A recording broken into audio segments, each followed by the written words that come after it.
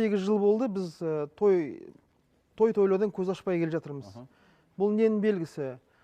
Бұл бізде негізінен ең күшті дамыған бірақ бизнес бар, ол той бизнесі.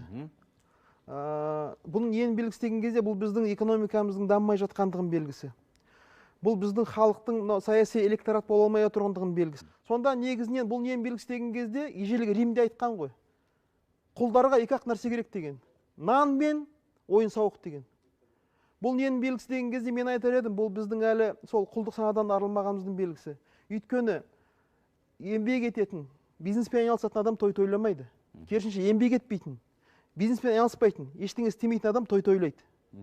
Сондан бұл жердегі негізгі мәселе, мен қазақтың өзінің жаңа айтып отыр ғой Жұмамұрат. Қазақтың өзін ұстаған. Қазақ не дейді? Той болған жерде ой болмайды дейді. Яғни бұл не? Бұл ойсыздық кезеңі 28 жыл. Қазір кезде ғана қазақ енді ойлана бастады. Қазақ той тойлап жүрген кезде есесі кетіп қалды. Елден, жерден, байлық қазыналарынан бәрінен айырылды. Неге? Той тойлап жүрген кезде.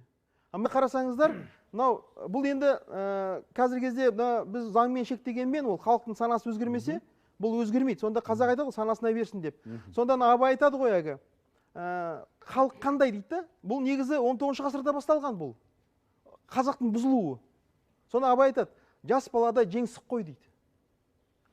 Қазір қоғамда қазақтың бәрі бұзылып дей алмайтын шығармыз? Жоқ, жалпы қоғамның жалпы сипатын айтып отыр. Жас баладай жеңсік қой. Жеңсік қой дегенде кез келген нәрсені тойлай береді, кенді қызыға береді. Жас баладай жеңсік қой, байлаулы емес, ақыл ой. Ойлағанын айтпен той, ыржаң қылжаң ит мінез дейді. Сонда қарасаңыздар, біздің қазір кездегі осы той қандай әсерін тигізіп отыр дегенде, кері әсерін тигізіп отыр дегенде, бұл қазақ той тойлаймын деп шаруасынан қалып жатыр. Жақсы.